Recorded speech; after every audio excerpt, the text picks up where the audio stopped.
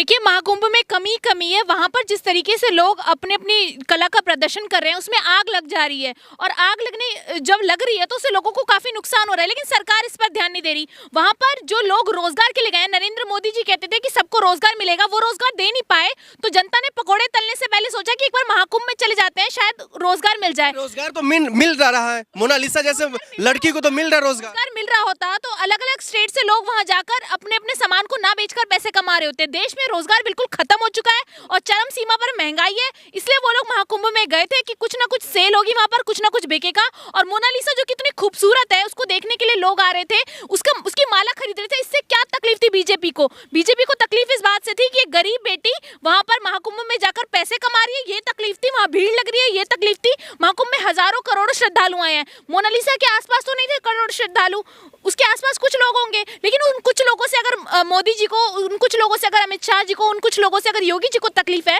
तो महाकुंभ में जो करोड़ों श्रद्धालु हैं उससे भी मोदी जी, योगी जी को तकलीफ होगी। तो मोनालिसा हमारी बहन है, मोनालिसा मेरी बहन है, मोनालिसा उन सब लड़कियों की बहन है जो अपने आप कमाती हैं, अपने आप घर चलाती हैं और पूरा देश भी चला रही हैं आज की डेट में। तो मुझे लगता है कि मोनालिसा को जिस तरीके से बीजेपी ने वहां से भगाया, वो महिलाओं का सम्मान ही नहीं करते, वो चाहते ही नहीं कि महिला देश की आगे बढ़े। मोनालिसा को न तो भारतीय जनता पार्टी को दिक्कत है, न ही प्रधानमंत्री मोदी जी को, योगी जी को। वहाँ के जो साधु संत हैं वो कह रहे हैं उनसे नाराज है, नाखुश है।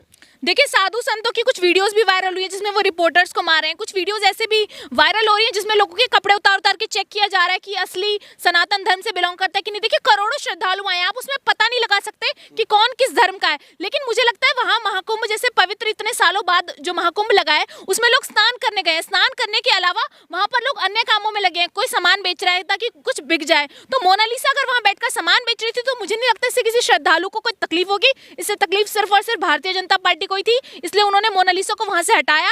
और वो माला बेच रही थी, पैसे कमा रही थी। अभी वीडियो सोशल मीडिया पर वायरल हो रही है, वो लोग बता रहे हैं कि वो बंजारन है, वो जगह जगह जाते हैं, अपने सामान को बेचते हैं। कहीं मेला लगता है तो देश में भी आपने देखा होगा। तो महाकुंभ का जब इतना बड़ा मेला लगा है तो पैसे कमाने का समय है, वो पैसे कमाने गई थी। उस बेटी के साथ जो हुआ वो गलत है। हम बिल्कुल भारतीय जनता पार्टी से नाराज हैं और भारतीय जनता पार्टी जिस तरीके से लगातार बेटियों का अपमान करती हुई नजर आ रही है, उससे ही साफ तौर पर समझ आता है कि उन्हें बंजारनों से, उन्हें दलितों से, पिछड़ों से बहुत ज्यादा तकलीफ है। इसलिए वो नहीं चाहते कि कोई दलित देश में, कोई दलित बेटी आगे बढ़े, कोई दलित बेटी कमाए। तो 20 रुपये का माला आप 100 रुपये में बेचेंगे? देखिए, हाँ, आप ये देखिए कि देश के अंदर कोई चीज जब बनती है, मैन्युफैक्चर होती है, उसके बाद वो जब लोगों तक पहुंचती है तो हजारों करोड़ रुपए महंगी होती है। और मोदी जी जितना टैक्स लेते हैं उतना जनता को देते नहीं है रिटर्न। लेकिन वो बेटी अगर 20 रुपए की माला 100 रुपए में बेच रही है तो इसमें तकलीफ क्या है? सब बेचते हैं, अपना मार्जिन रखते हैं। 20 की माला खरीदेगी तो 20 की तो बेचेगी नहीं, तो उसकी मर्जी वो कितने में बेच रहे हैं, जो लोग खरीद रहे हैं वो पैसे दे रहे हैं। इससे सरकार को क्या तकलीफ हो सकती है? कोई एमआरपी रेट तो है नहीं फिक्स कि उसी एमआरपी पे बेचेंगे, उससे गलत काम कर रही है कुछ। नहीं, आपको तकलीफ महाकुंभ से है, योगी जी से है,